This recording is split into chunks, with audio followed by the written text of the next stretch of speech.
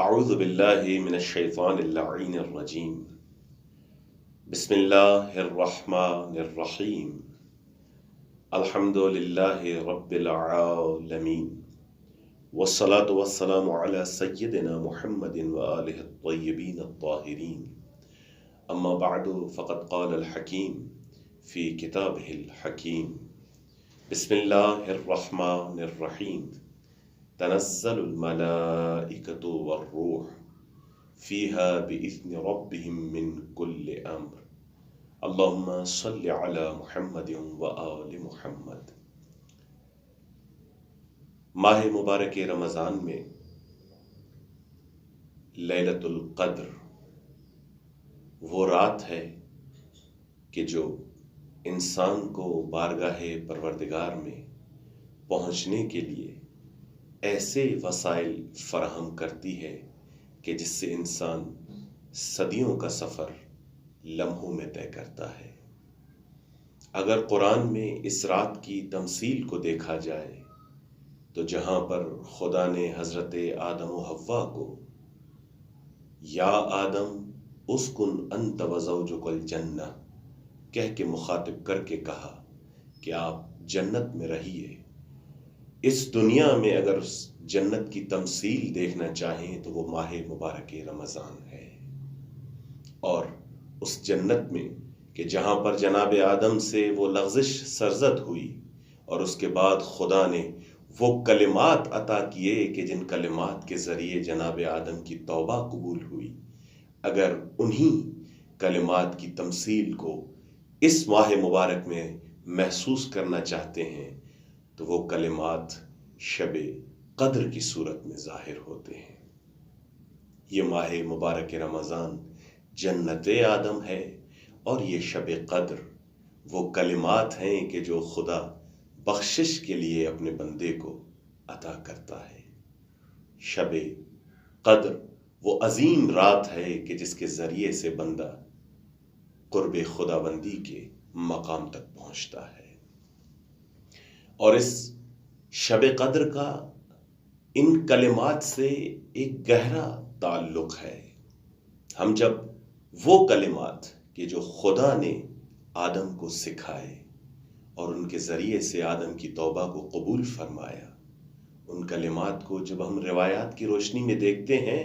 تو کہا گیا وہ کلمات اسامی پنجتن پاک تھے، اسامی محمد و آل محمد تھے، اس میں محمد و علی و فاطمہ حسن و حسین علیہم السلام تھے کہ جن کا وسیلہ دے کر جب بارگاہ پروردگار میں جناب آدم نے دست دعا بلند کیے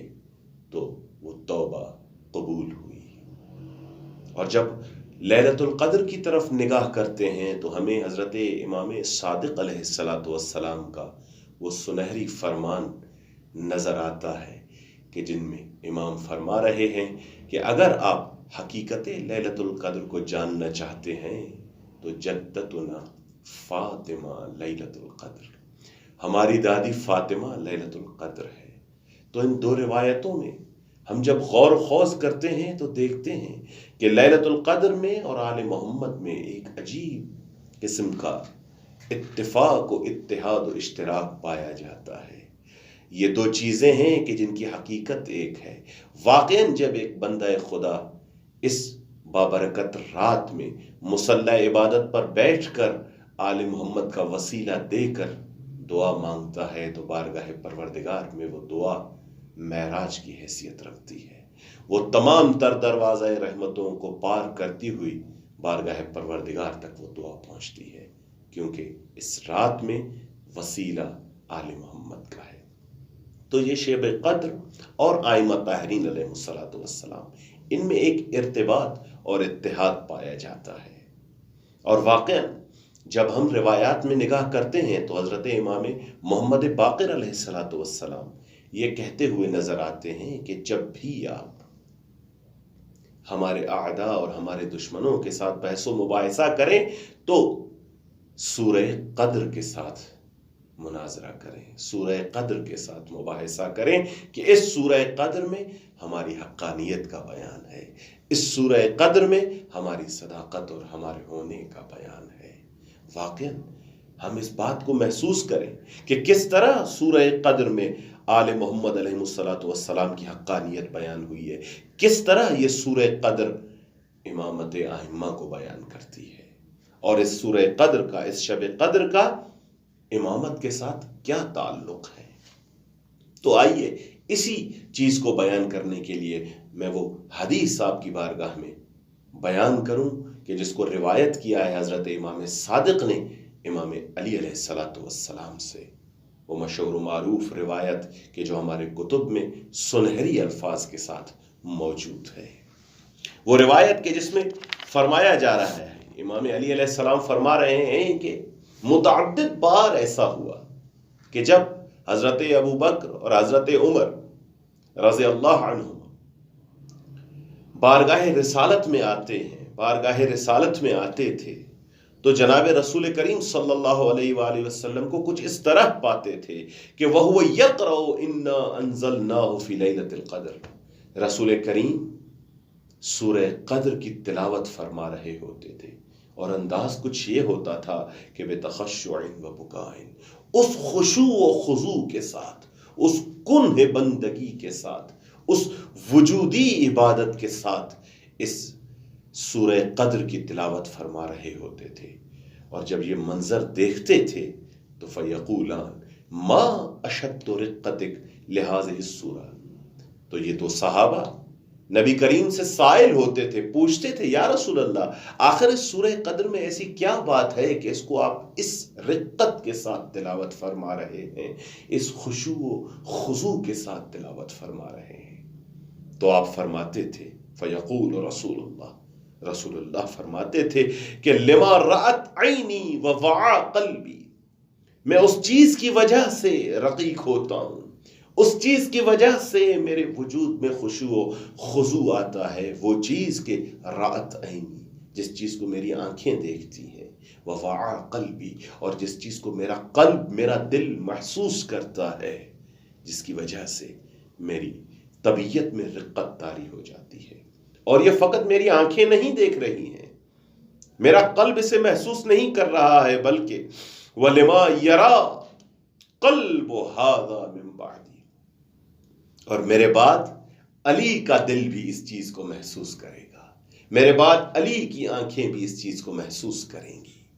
میں بھی دیکھ رہا ہوں، علی بھی دیکھیں گے، میں بھی محسوس کر رہا ہوں اپنے قلب کے ساتھ، علی بھی محسوس کریں گے۔ جب یہ کلام ختم ہوتا ہے فیقولان وَمَا الَّذِي رَأَيْتَ یا رسول اللہ، اے رسول کریم آپ کیا دیکھتے ہیں، آپ کا دل کیا محسوس کرتا ہے؟ تو یہاں پر رسول کریم صلی اللہ علیہ وآلہ وسلم سورہ قدر کی اس آیت کے ٹکڑے کی تلاوت فرما رہے ہیں، کہتے ہیں تنزل الملائکۃ والروح فیہا بإذن ربہم من کل امر، میری آنکھیں دیکھتی ہیں کہ یہ ملائکہ گروہ در گروہ اس شب میں نازل ہو رہی ہے، میرا قلب یہ محسوس کرتا ہے کہ تمام مخلوقات کی تقدیرات کو یہ تمام ملائکہ یہاں زمین پر لا رہے ہیں، قلب محسوس کر رہا ہے، دل دیکھ رہا ہے۔ قال، اس کے بعد رسول کریم یہ آیت تلاوت کرنے کے بعد ان دونوں سے مخاطب کر کے یہ پوچھتے ہیں ذرا تم بتاؤ هل يبقى شيء بعد قوله عز وجل كل امر، جب خدا کہہ رہا ہے کہ تمام امور نازل ہو گئے، تمام امور نازل ہو رہے ہیں، کسی مخلوقات کی کوئی ایسی بات نہیں ہے کہ جو اس شب میں نازل نہ ہو رہی ہو،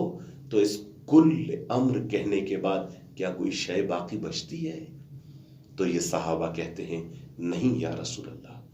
کل امر کہنے کے بعد کوئی چیز باقی نہیں بچتی۔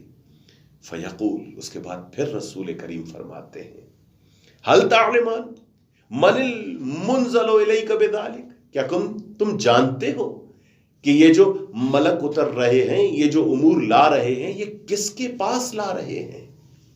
یہ کس کے لیے امور لا رہے ہیں، کس کی خدمت میں آتے ہیں؟ فیقولان، تو یہ دونوں کہتے ہیں انت یا رسول اللہ، یہ آپ کی خدمت میں آتے ہیں، یہ آپ کی بارگاہ میں تمام مخلوقات کے امور لاتے ہیں۔ فیقول نعم، تو رسول کریم کہتے ہیں حق برحق میرے پاس آتے ہیں۔ ان کے بعد مخاطب ہو کے کہتے ہیں ذرا یہ تو بتاؤ هل تکون لیلۃ القدر من بعدی، کیا میرے بعد بھی لیلۃ القدر ہوگی؟ رسول کریم پوچھ رہے ہیں، صحابہ سے خطاب ہے، کیا میرے بعد بھی لیلۃ القدر ہوگی؟ فیقولان نعم، کہیں گے دونوں ہاں یا رسول اللہ، آپ کے بعد بھی یہ لیلۃ القدر کا سلسلہ جاری رہے گا کہ آپ نے خود فرمایا ہے یہ لیلۃ القدر امت محمدیہ، امت مسلمہ کے لیے اس رب کریم کا ہدیہ ہے۔ قال فیقول هل ينزل ذلك الامر فيها، اچھا اگر لیلۃ القدر ہوگی تو کیا میرے بعد یہ امور بھی نازل ہوں گے، یہ تمام مقادیر بھی نازل ہونے ہیں اس شب میں؟ یقولان نعم، کہیں گے ہاں یا رسول اللہ، آپ کے بعد بھی امور نازل ہوں گے۔ اس کے بعد رسول کریم یہ پوچھے گا اگر وہ امر نازل ہونا ہے، اگر تمام مخلوقات کے مقادیر نازل ہونے ہیں تو الی من، کس کے پاس یہ امور نازل ہوں گے؟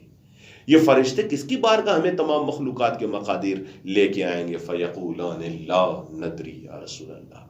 یہ دونوں کہیں گے یا رسول اللہ ہم نہیں جانتے کہ کس کی خدمت میں یہ امور لائے جائیں گے۔ تو آپ فرمائیں گے فَيَأْخُذُ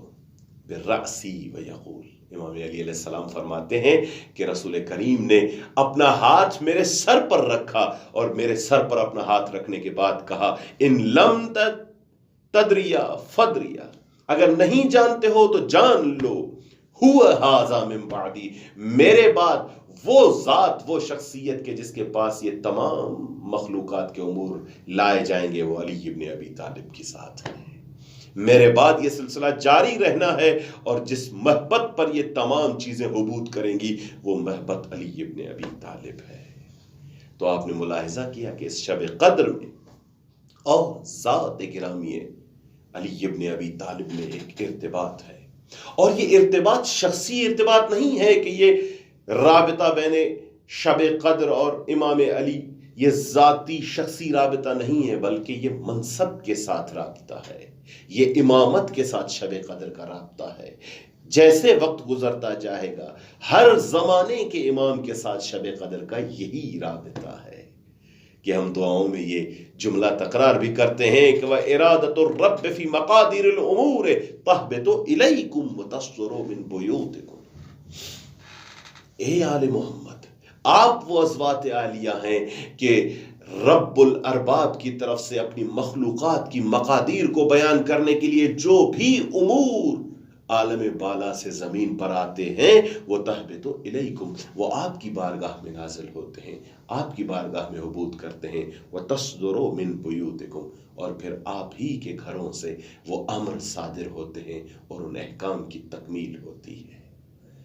آل محمد کی ذات، امامت کی ذات وہ ذات ہے کہ جو شب قدر کے ساتھ ارتباط رکھتی ہے۔ شب قدر اور امامت کا وہ ارتباط ہے کہ جو کبھی ختم نہیں ہونے والا ہے۔ کیوں؟ کیونکہ اس شب قدر میں تمام مخلوقات کے امور کو زمین پر لایا جاتا ہے، اور امام وہ ذات ہے کہ جو رابطہ فضل ہے، کہ جو واسطہ فیض ہے مخلوقات اور خالق کے درمیان میں۔ امام ہی وہ ذات ہے کہ جس کی وجہ سے یہ تمام فیض ربوبی اپنی مخلوقات پر جاری و ساری ہے۔ انہی الفاظ کے ساتھ ہم دعا گو ہیں کہ اے میرے پروردگار، ان متبرک لیالی میں، ان راتوں میں ہمارا ارتباط ہمارے امام کے ساتھ مستقیم فرما، اور ہمیں ان کے اعوان و انصار میں شمار فرما، بحق زہرا و ابیہا و بعلہا و بنی، اللہم صلی علی محمد و آل محمد۔